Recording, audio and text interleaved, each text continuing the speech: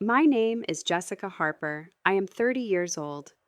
4 years ago, my parents introduced me to Mark and insisted he was the stable choice who would help secure our family legacy, even pushing us into the fertility clinic they recommended, despite knowing his issues.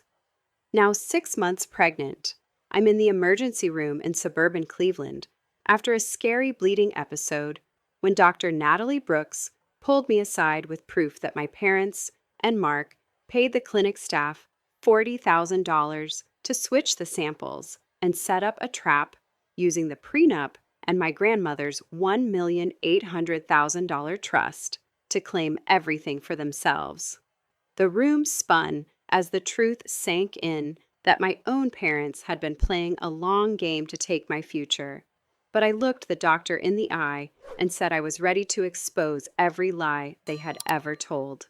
If you're dealing with family betrayal that feels like it came out of nowhere, drop a like and let me know in the comments what your parents did that changed everything for you.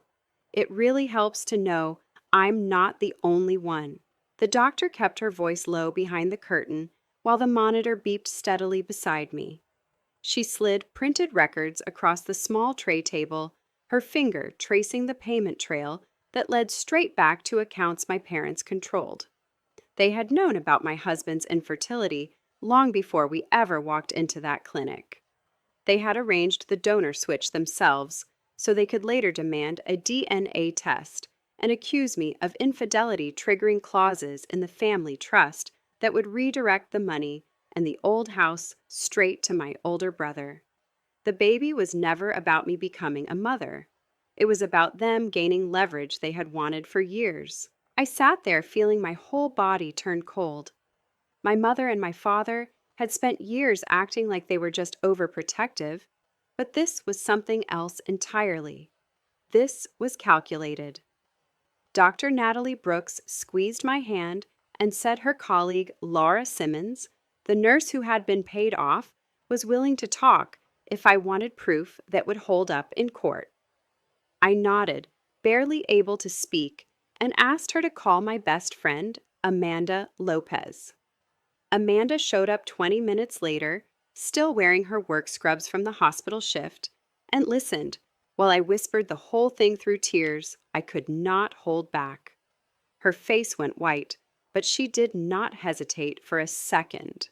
"We need to get you out of here before your parents show up," she said firmly.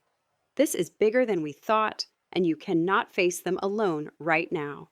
I left the hospital against medical advice, signing the papers with shaking hands and walking out with Amanda's arm around my shoulders. The next morning, I drove 2 towns over to meet the private investigator my Aunt Hannah Ellis had quietly recommended weeks earlier. My Aunt Hannah had always been the one family member who saw my parents clearly. She had warned me years ago that my mother only cared about appearances and control, but I had brushed it off as typical sibling rivalry. Now I sat in Rachel Quinn's office and laid out every detail without holding anything back. Rachel listened without interrupting, then leaned forward with a sharp, knowing smile. "Your parents made a mistake putting their names on those payment records," she said. "Arrogant people always do. Give me 10 days and I'll have everything you need to turn this around." Those 10 days felt like walking on broken glass. I went back to my marketing job at the firm pretending everything was normal. But every time my phone buzzed, I expected another guilt-filled message from my mother. Sure enough, on the third day, she called. I answered on speaker so Amanda could hear every word. "Jessica, your father and I are worried about you." My mother said, her voice dripping with that fake concern she always used when she wanted something. "Skipping out of the hospital like that? It is not like you to be so dramatic. The pregnancy is making you irrational, sweetheart. Come over tonight so we can talk about the trust like adults." I kept my tone even and calm. "I am fine, Mom. The doctor cleared me." She laughed, short and sharp. "Cleared you after you accused us of something so ridiculous your father is beside himself. We only ever wanted to protect the family money your grandmother wasted on you. Think about your brother. He has a real family to support. You owe us that much." The words hit exactly where she knew they would.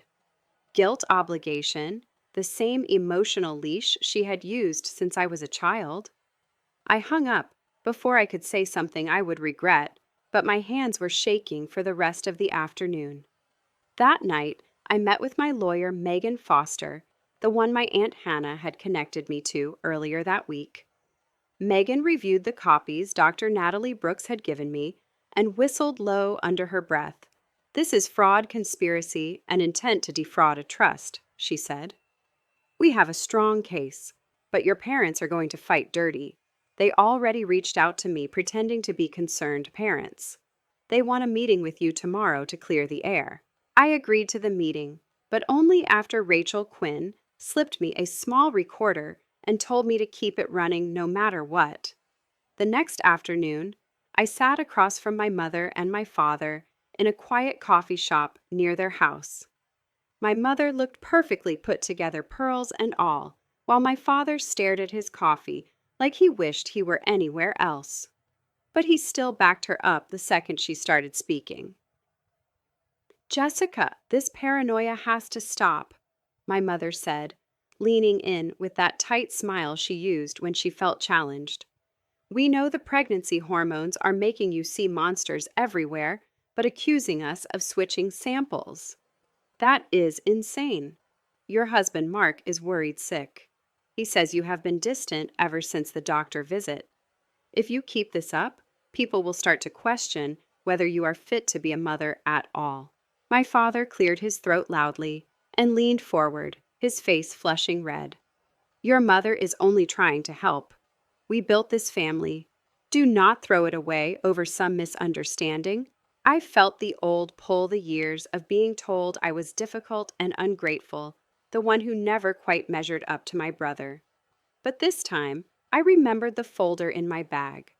I let them talk, let them dig the hole deeper with every guilt-laced jab.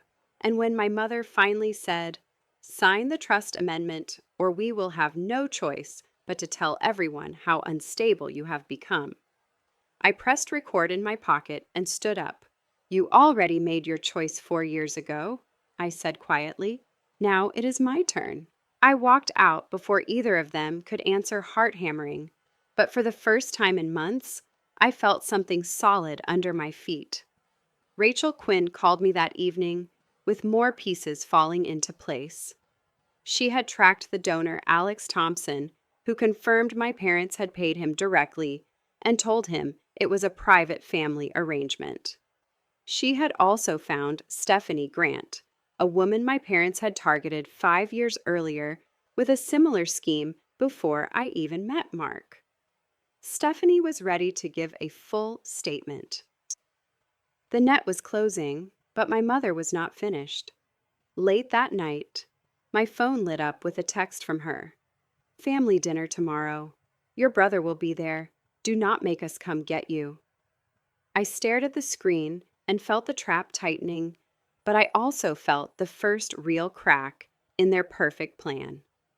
I forwarded the text to Megan Foster and Rachel Quinn, then sat in my quiet apartment and whispered to the baby kicking inside me that we were going to be okay. The next evening, I drove to my parents' house in the quiet suburban neighborhood outside Cleveland, my hands gripping the steering wheel so tight my knuckles turned white. Amanda had wanted to come with me for backup, but I told her I needed to face this alone. The recorder Rachel Quinn had given me was tucked safely in my purse, already running. I walked through the front door, and the smell of my mother's pot roast hit me, the same one she made for every family gathering when she wanted to play the perfect hostess. My brother was already there, sitting at the table with his wife Courtney and their 2 kids. My husband Mark was next to him, looking nervous, but trying to hide it with that familiar smile that no longer reached his eyes. My mother came out of the kitchen, wiping her hands on a dish towel. "Jessica, finally! We were starting to think you were going to avoid us again. Sit down, sweetheart. We have a lot to discuss about the trust and how this pregnancy is affecting your judgment," She did not even wait for me to take my coat off before she started. The attack was immediate and precise. Your father and I have been talking, and we think it is best if we update the trust documents now. With the baby coming, things need to be handled properly. Your brother has responsibilities that you simply do not understand.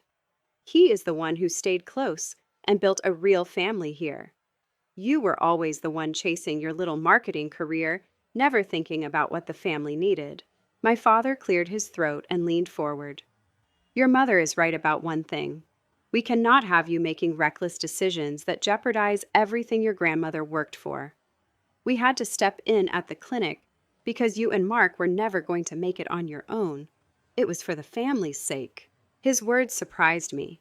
Usually he stayed quiet, but tonight he was actively defending the plan, his voice rising as he continued. Do not look at us like that. We did what any responsible parents would do. You owe us for all the years we supported you. The words cut deep, but I kept my face neutral while the recorder captured every syllable. My mother jumped back in her voice, laced with that cold sarcasm she reserved for moments when she felt challenged. See, even your father agrees. This is not about us controlling you, Jessica. It is about you finally growing up and putting the family first, instead of your own selfish needs. If you refuse to sign the amendment, we will have no choice but to question your fitness as a mother in front of the right people. The stress of the pregnancy has clearly clouded your mind. My brother nodded along without saying much, but Courtney looked uncomfortable shifting in her seat, like she wanted to be anywhere else. My husband reached for my hand under the table, but I pulled away. The tension in the room was thick enough to choke on. I waited until dessert was served, then quietly laid out the first piece of evidence Rachel had given me earlier that day. A printed email chain showing my parents' direct payments to the clinic staff. The table went silent for a second. My mother's eyes narrowed. Where did you get that those are private? Private, I said, my voice steady. You paid $40,000 to switch the samples so you could later accuse me of infidelity and redirect the $1,800,000 trust to my brother. That is not protection. That is theft.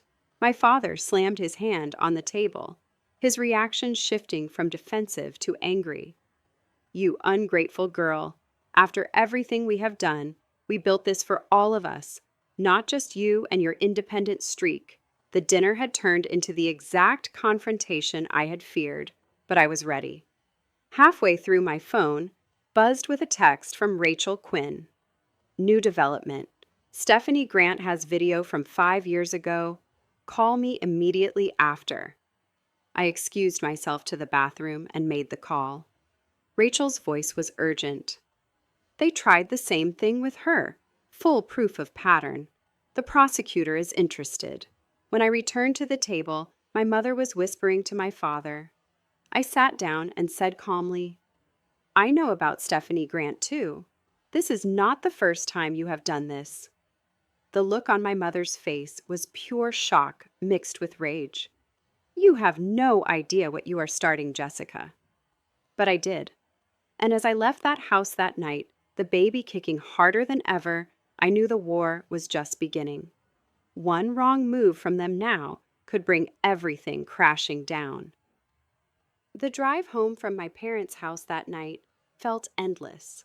The suburban streets of Cleveland, blurring past my windshield, while the baby kept kicking, like he knew the storm was far from over. I pulled into my apartment complex and immediately called Rachel Quinn and Megan Foster on a three-way line, my voice shaking only a little as I replayed the dinner for them. Rachel's tone stayed cool and professional, but I could hear the edge of excitement when I mentioned the recorder catching every word. That is solid evidence of intent, she said. Combined with the clinic records and Stephanie Grant's statement, we have enough for the prosecutor to move. Your mother started this fight, but we are about to finish it on our terms. Megan jumped in right after. I will draft the civil suit for the trust interference first thing tomorrow. We file quietly so they do not have time to hide assets. But Jessica, you need to stay calm and document everything. No more family dinners until we are ready. I hung up, feeling a strange mix of fear and power. For the first time, I wasn't just reacting to my mother's jabs, I was building something real to push back with. The next morning, my phone lit up with a text from my mother. We need to talk alone. Coffee at the usual place at 10. Do not bring your little friend Amanda this time. I stared at the screen and felt my stomach tighten, but I forwarded it to Rachel and Megan and showed up exactly on time recorder in my bag again. My mother was already at the corner table when I walked in, looking every bit the put-together suburban mom in her cream blouse and perfect lipstick. She did not waste a second on small talk. Jessica, your father and I are beyond disappointed. After everything we have sacrificed for you, you are turning this into some kind of witch hunt. We only wanted to protect the family legacy your grandmother left. You have always been the dramatic one chasing your marketing job, like it matters more than blood. If you keep pushing this nonsense, we will have no choice but to petition the court ourselves for guardianship of the baby once he is born. Think about what that would do to your reputation at work. Her words were laced with that cold sarcasm she wielded like a knife, each one designed to hit the exact spot that made me doubt myself. I felt the old familiar sting, the way she could make me feel small in under 30 seconds. But this time, I let her keep talking, let her dig the hole deeper, while the recorder captured every vicious syllable. Your brother is the responsible one, she continued, leaning closer. He stayed here, built a life that fits what the family stands for. You have always been the outsider, the one who needed fixing. This pregnancy has only made it worse. Sign the amendment today, and we can put this ugly chapter behind us. Refuse, and we will make sure everyone knows exactly how unstable you have become. My father showed up 10 minutes late, sliding into the seat beside her, with a forced, awkward laugh that did not match the tension in his eyes. Let us ease up a little, he said, at first trying to deflect with that chuckle, like he was diffusing a joke nobody else found funny. But when my mother shot him a look, he switched gears fast, changing the subject abruptly to the weather before his face tightened into quiet anger. He sat there clenching his jaw, saying nothing more until the end, when he finally muttered under his breath, "This is tearing the family apart, Jessica. You are the one forcing our hand here." Then he stood up and left the table without another word, the kind of sudden exit that left the air even heavier. I did not argue. I just smiled tightly and said, "I think we're done here." I walked out and drove straight to Megan's office, where she and Rachel were already waiting with fresh documents. Rachel had more. Your mother made a call to the clinic yesterday, trying to get them to destroy the original records. The embryologist recorded it. We have her on tape, admitting the payment was to secure the right outcome for the trust. The pieces were falling into place faster than I could process. 2 days later, my mother escalated again with a late-night voicemail, her voice dripping venom. "If you think you can humiliate us in front of your brother and his wife, you are mistaken. We have spoken to a family attorney of our own. The baby will be ours to protect if you keep this up. Sleep on that, sweetheart." The threat hung in the air like smoke, but instead of panicking, I forwarded it to Megan and went to bed with my hand on my belly, whispering to the baby that we were fighting for both of us. I spent the following week quietly preparing for the final confrontation. At work, my boss noticed I was distracted and pulled me aside after a missed deadline on a major campaign. I told her only that I was dealing with a difficult family situation, and she gave me some flexibility, but the stress was starting to show in my health. One afternoon, I had to leave early because the baby was kicking so hard I felt dizzy. Amanda met me at the park near my apartment, and we sat on a bench while I updated her on the latest evidence Rachel had uncovered. She listened and then hugged me tight. "You are stronger than they ever gave you credit for," she said. "Do not let them take that from you." My Aunt Hannah Ellis called me the next evening from out of state. She had heard bits and pieces from Rachel and wanted to make sure I was okay. We talked for over an hour, and she shared stories about how my mother had tried similar control tactics with her own siblings years ago. Hearing that made the pattern feel even clearer. By the end of the call, I felt less alone. The final confrontation came 3 weeks later in Megan's conference room, the one with the big windows overlooking the Cleveland skyline. My parents arrived with their own lawyer, looking confident at first. My mother started the moment we sat down, her sarcasm sharper than ever. "Jessica, this little performance is beneath you. Dragging us into a lawyer's office like we are criminals. We raised you better than this. Your father and I only ever acted out of love for the family. You are the one destroying it with your paranoia and your refusal to put your brother first." My father tried the awkward laugh again at the start, a short, forced sound that died quickly when he saw the stack of papers Megan slid across the table. Then his face shifted to something raw and angry. He stood halfway out of his chair, voice rising in a sudden defensive outburst. "You have no right to do this to us. We built that trust for all our children, not just you chasing some independent fantasy." But when Megan calmly laid out the recorded calls, the payment trails, Stephanie Grant's sworn statement, and the prosecutor's letter about potential criminal charges for fraud and conspiracy, the room went dead quiet. My mother's perfect mask cracked. Her hands trembled as she read the evidence, and for the first time, I saw real fear in her eyes. "This cannot be happening," she whispered. But there was no sarcasm, left only defeat. My father sank back into his chair, the anger draining into stunned silence. Their lawyer tried to negotiate, but Megan shut it down fast. "The trust stays with Jessica. Any petition for guardianship will be met with these recordings in open court. And the district attorney is reviewing the fraud case as we speak." They left that office broken. My mother did not even look at me on the way out. 2 months later, the civil suit settled in my favor. The trust remained untouched, the $1,800,000 protected for me and my son. The criminal investigation into the clinic payments moved forward, and my parents were forced to pay restitution and accept a public apology letter that ran in the local legal notices. Mark, my soon-to-be ex-husband, signed the divorce papers without a fight once he realized the scheme had collapsed around him.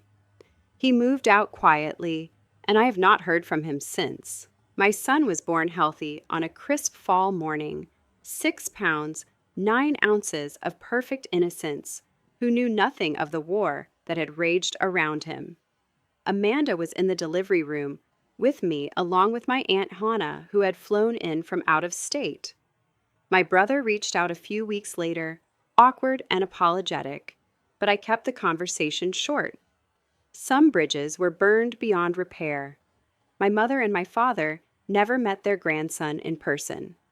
They sent a single card with a generic message, but I filed it away without answering. I sat in my living room one quiet evening, the baby sleeping in his crib, and realized I had finally chosen myself. The family I grew up with had tried to erase me for their own gain, but in the end, they only succeeded in showing me who my real people were. Amanda, who showed up at the emergency room without hesitation, my Aunt Hannah, who connected me to Rachel Megan, who fought like a lion in that conference room.